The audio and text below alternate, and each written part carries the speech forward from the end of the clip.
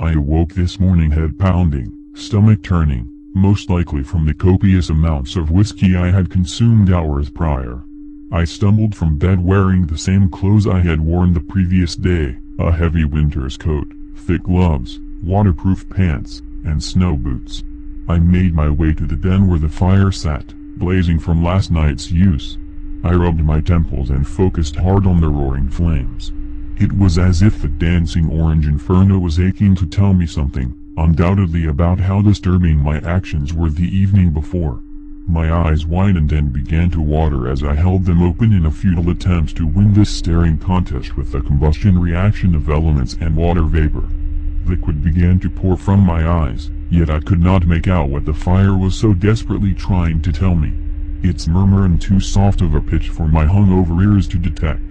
How I envied that fire, able to see what crimes I had committed in my intoxicated state, able to listen to my incomprehensible rambling of inebriated solitude, and able to watch as any ethical percentage of human decency I had left shrink into nothingness. I turned from the whispering flames, eyes glossy and thoughts as unclear as they always are the morning after my monthly rampages, which had recently come about more often and closer between than 30-day intervals. I grabbed a few pain medicine tablets that I had strategically placed, at some previous time, near the empty glass bottle that encased the liquid version of my personal downfall. I popped the pills and thanked my former self for being so thoughtful and well prepared. My bloodshot eyes shifted toward the ground of the foyer. Moments later my brows furrowed in confusion. My blurry vision focused on the shiny surface of the large dining room candlestick which sat on its side a few inches from the front door. Its golden shaft stained with red as it lay motionless in a puddle of blood, as if it had been murdered. This was not the most unusual thing I had observed the day after a drunken stupor, an inanimate object falling victim to the unspeakable crime of homicide. In fact, I had previously woken up to witness much worse, broken glass from every mirror scattered across the cold, hardwood floors, blood oozing from some self-induced gash that insisted on immediate medical attention, even to ex-partners screaming of abuse and fits of psychotic rage.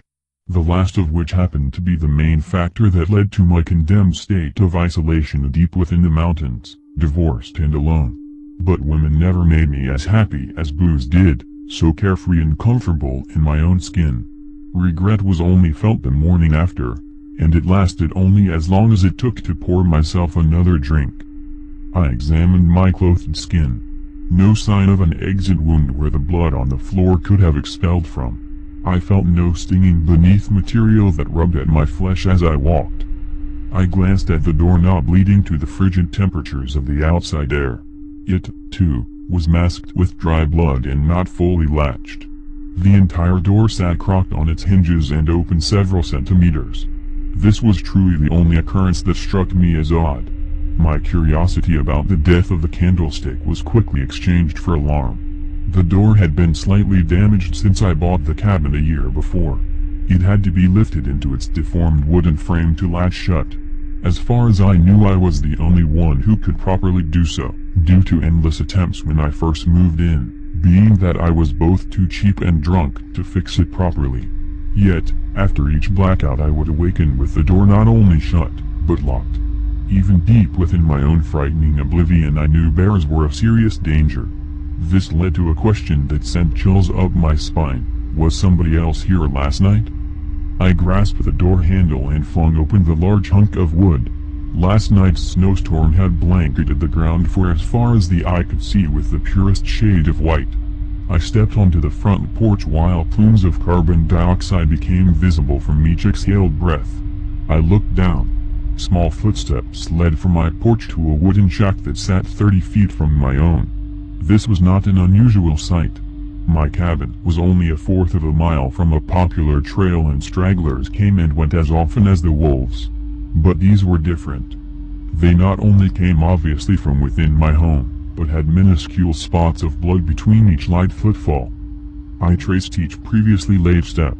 The drips of blood slightly melted the snow from their warmth and grew in size as I progressed towards the shack.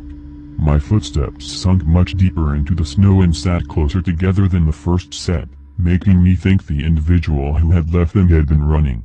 In 20 seconds I stood at the shack's door. My heart began pounding. I felt beads of sweat being birthed from each pore on my forehead and stream down my face. I could feel my palms begin to clam up from beneath each glove, and every worst-case scenario cascaded through my thoughts.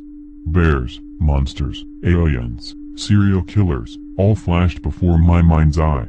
Fear established itself deep within my gut, and then ran through each vein until I was filled with numbing adrenaline. I swung open the door of the shed. I gasped in horror. An unconscious woman, half naked and spotted with cuts and blood, lay sprawled across the floor. I ran to her side and knelt before her. I spoke harshly to awaken her from slumber and shook her aggressively, but to no avail. I pulled off a heavy glove to check her pulse. I froze. Dried blood crusted over the epidermis off my hand. My eyes flew to woman. I held my hand above a bloody handprint on her arm. It belonged to me. At this moment I only knew two things for sure. 1, the footprints leading from my door belonged to this woman, and 2, I had killed her. Shaking my head, I stood and walked to the woman's feet. I bent my knee slightly and gripped her left ankle. Leaving the shack, I began to drag the limp body behind me. Her dead weight sunk into the fallen crystals, exchanging snow white for blood red as I heaved. Looking down, I knew one thing for sure: I'll have dinner for at least a week.